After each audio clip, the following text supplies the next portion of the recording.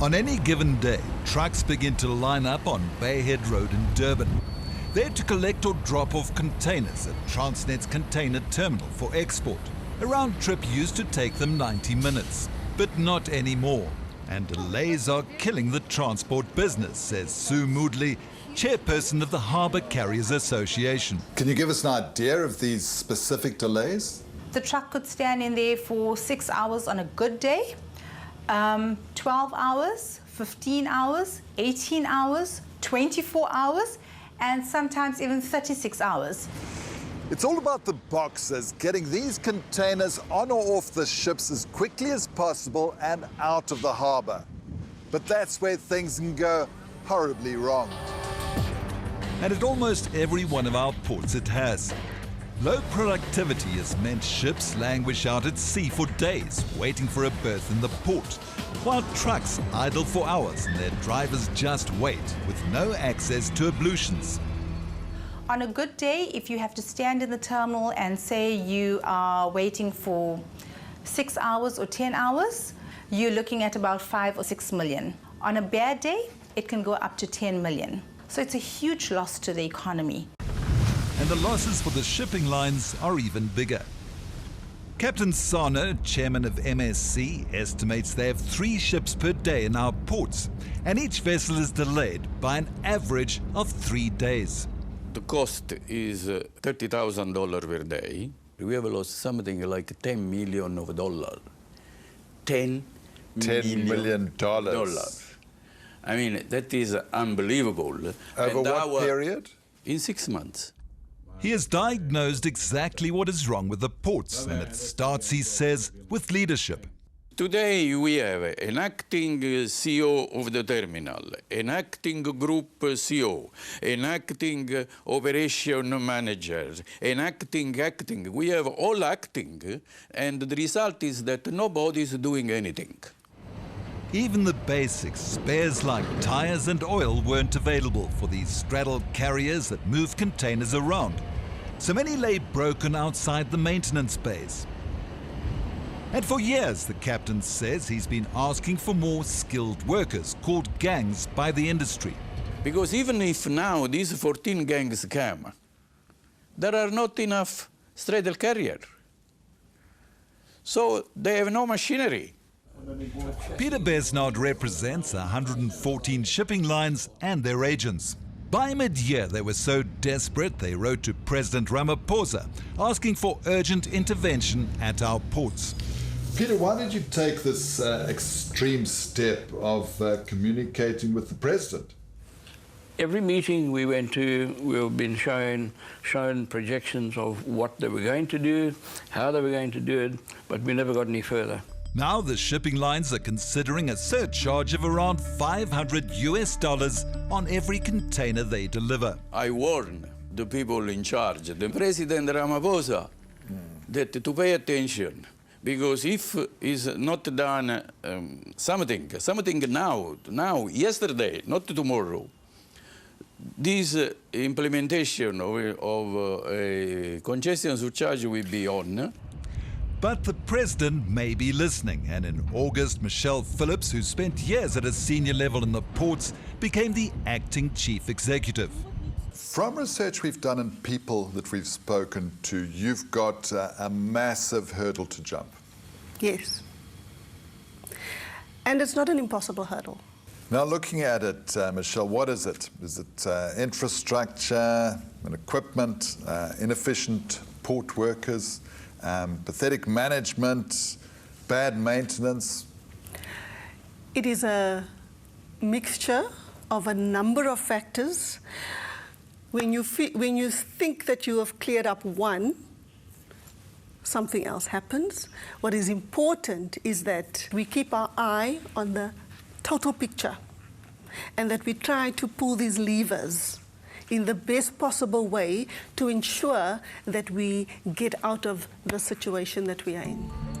As part of their recovery, Phillips needs to urgently increase productivity. This is measured by the industry on how many container moves are made per crane per hour.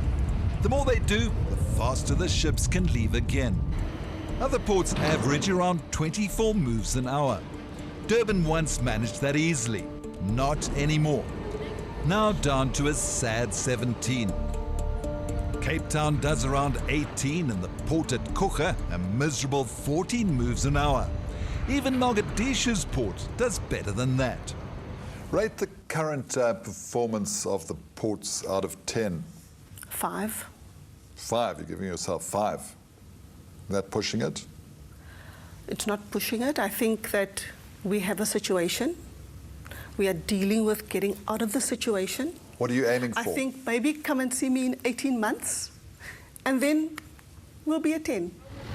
But speak to the trucking companies that deliver and collect containers from the ports, and their ratings are less generous. How would you rate their efficiency on a scale of 1 to 10? Can we go to minus? That bad? Terrible. 𝗀𝗶𝗀𝗆 says his trucking company is battling to survive. Delays in 𝗀𝗁 and Port Elizabeth push overtime costs through the roof. His company services the motor industry, and that too has been affected by Transnet delays. In your opinion, who runs the port? The staff, the labourers, definitely not management. Not management? No, management needs to get a hand on it. In June, even before port workers went on a go slow, this was the queue into the port at 𝗀𝗁. 7, 8, 9, 10, 11.